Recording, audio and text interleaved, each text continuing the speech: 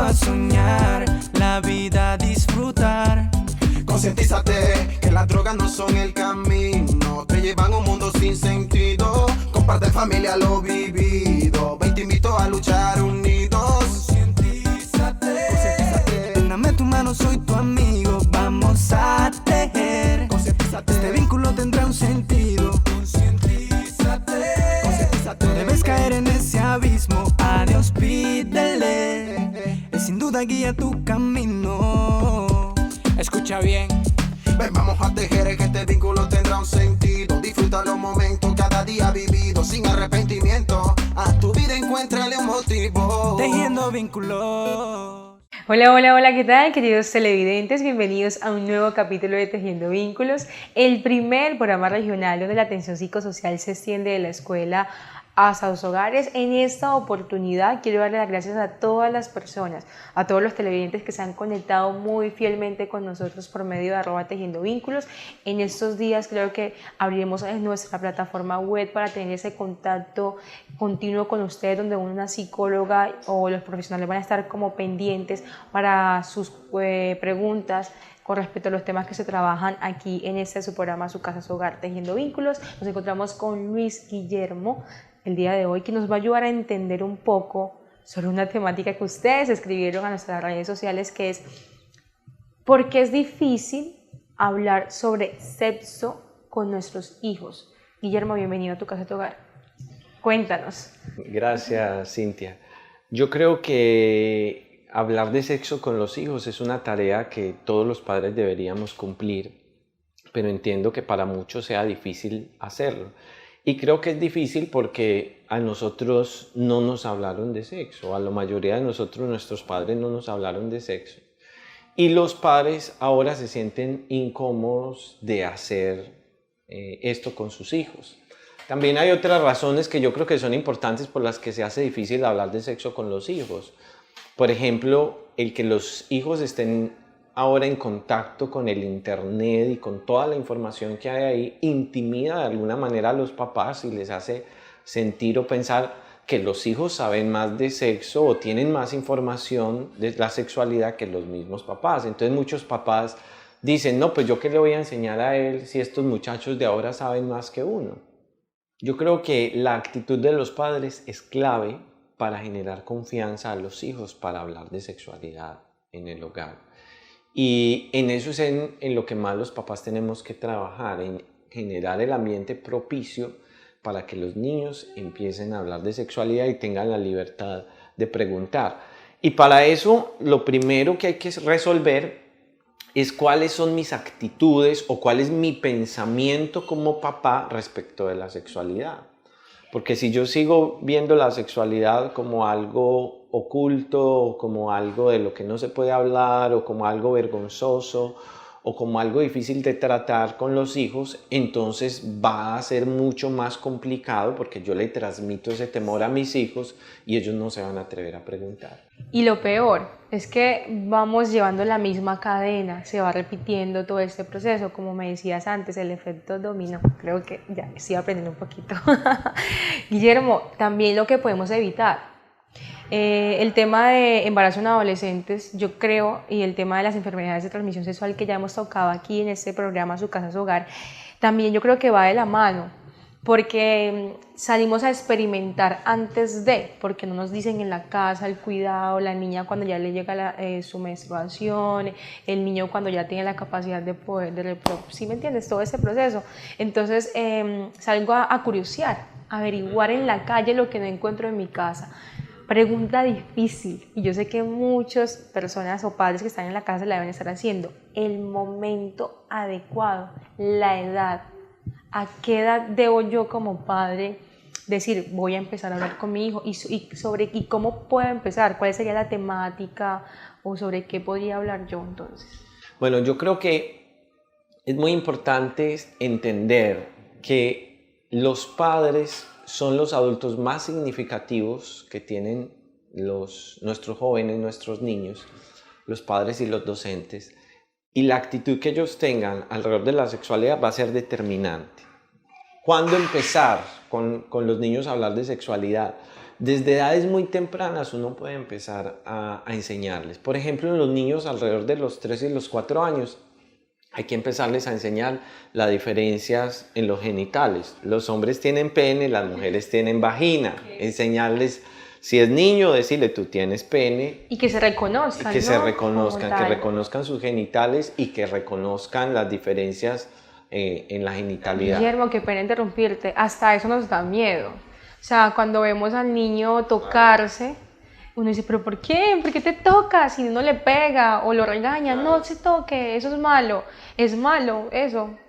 No, entonces, primero hay que, como yo decía al principio del programa, desmitificar la sexualidad. Hay que enseñarles que no está mal que ellos se reconozcan en su cuerpo. Saber, este es el pene y esta es la vagina.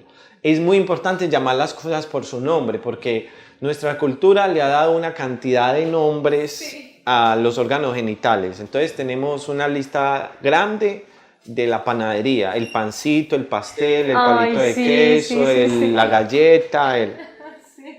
Si se trata de embutidos, tenemos otra lista también grande, el salchichón, el chorizo. O la cosita. La cosita, sí. Los animales. O sea, ¿cierto? que es malo.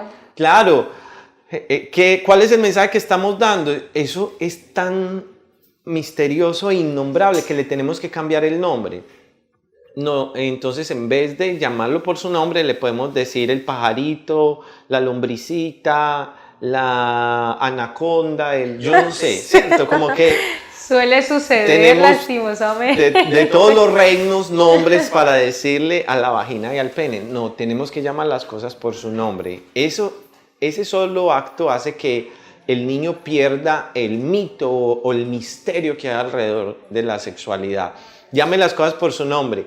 Empiece diciéndole, estas son las partes públicas y estas son las partes privadas de tu cuerpo. O sea, yo creo que es muy importante enseñarle esto a los niños, incluso eso previene de abuso. Tus partes privadas no las puede tocar nadie. ¿Cuáles son las partes públicas y cuáles son las privadas? No solamente para los niños, general, mira que hasta para uno. Claro, en general las partes privadas tienen que ver con los genitales, los senos, la vagina, la cola. Todo esto hace parte de la parte privada. Y hay que enseñarle a los niños, las partes privadas no te las puede ver nadie, solo tus papás o un médico cuando los papás están ahí. Incluso hay que aclararles que el médico solo puede verlo cuando los papás están presentes, porque muchos abusadores les dicen a los niños, no, yo soy médico y por eso te voy a revisar desnudo. Entonces hay que enseñarle a los niños, solamente tus papás y un médico cuando papá está presente puede ver tus partes privadas.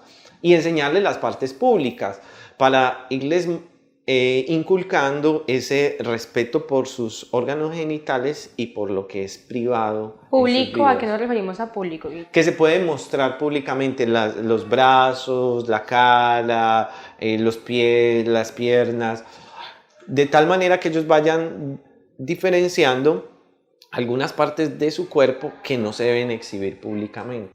Ok, Guillermo, yo creo que vamos a hacer una pequeña pausa, pero ya volvemos con todo ese tema que me parece muy importante, porque hago énfasis en que aclaremos a nuestros televidentes sobre lo público y lo privado, porque hay gente que creo yo que no sabe, ¿sí? Entonces, más adelante creo yo que podemos seguir hablando sobre esto y hablar luego sobre consejos y recomendaciones. ¿Te parece bien? Entonces, queridos televidentes, ya volvemos con más de esta su casa, su hogar, tejiendo vínculos. Escucha bien. Ven, vamos a tejer que este vínculo tendrá un sentido. Disfruta los momentos cada día vividos sin arrepentimiento. A tu vida encuéntrale un motivo. Tejiendo vínculos.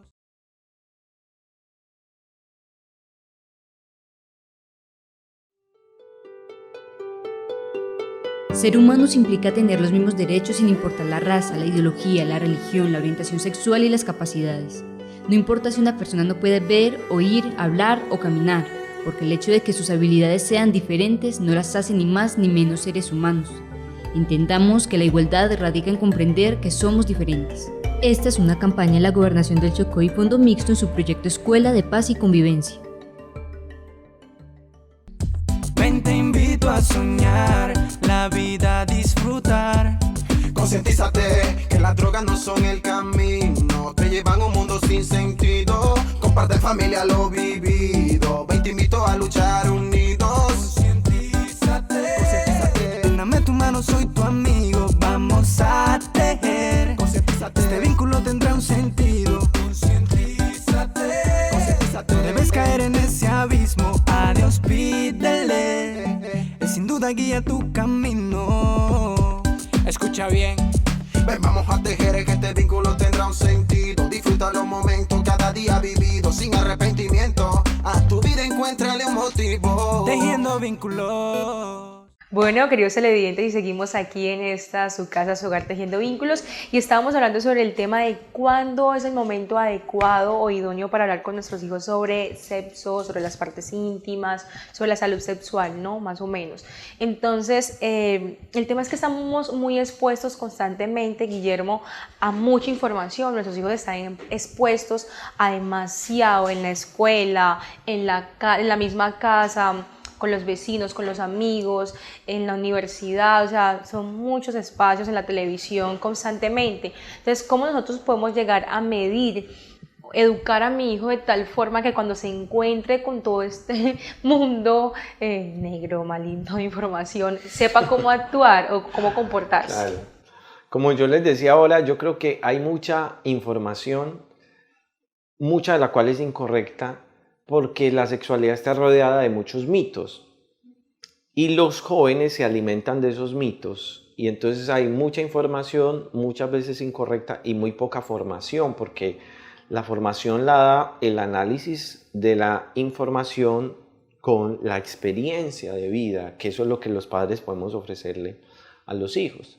Entonces yo creo que, como decía ahora, de los 4 años, alrededor de los 4 años, uno explica las diferencias anatómicas entre el hombre y la mujer, y en los años siguientes, alrededor de los 6 años, es muy útil la pregunta en espejo. ¿Qué es la pregunta en espejo? Cuando los niños vienen con una pregunta, uno debería decirles: ¿tú qué piensas?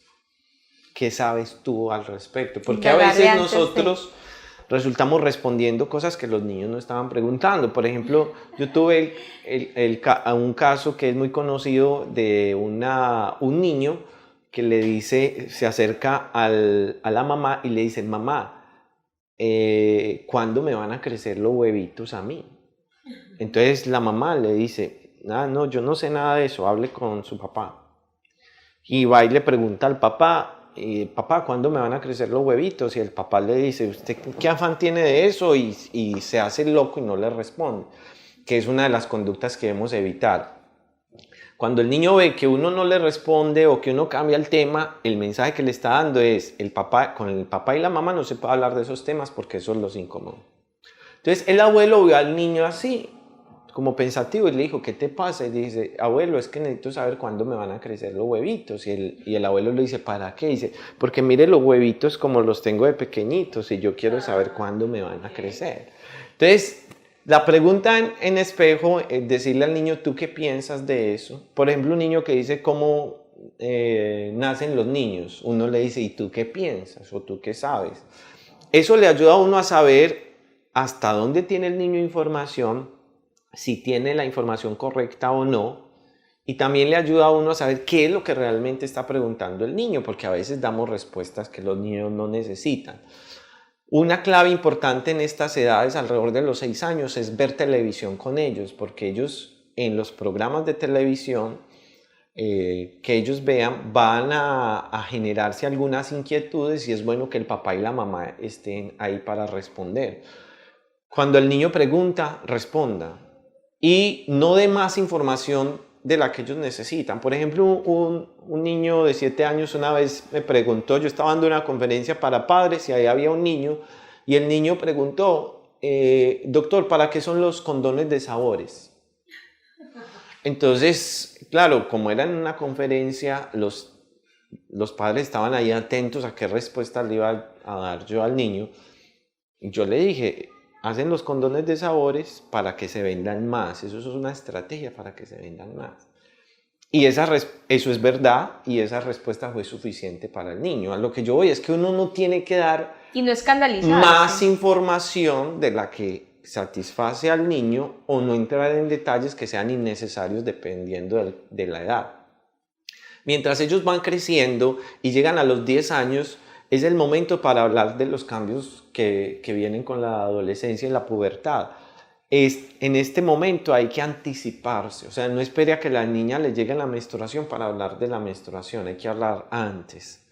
La menstruación de las niñas suele llegar a una edad parecida a la de la mamá, entonces si a la mamá le llegó a los 11 años, calcule que alrededor de esa edad le va a llegar a su hija también, entonces anticípese a ese momento, explíquele que es algo natural y normal, que no se asuste cuando eso pase.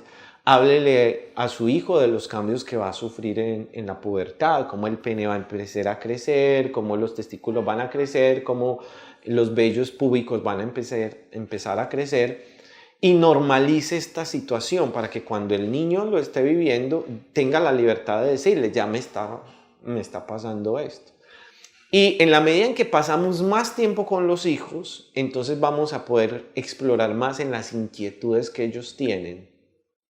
Mi cuñada me enseñaba o nos contaba alguna vez que cuando ella empezó a enseñarle a su hija acerca de las diferencias entre el hombre y la mujer, dice, cuando estábamos en el supermercado, estábamos en la caja pagando, entonces ella dice, mamá, dice duro y todo el mundo escuchaba, mamá, ¿cierto que tú y yo tenemos vaginita y que ese señor tiene pene y que...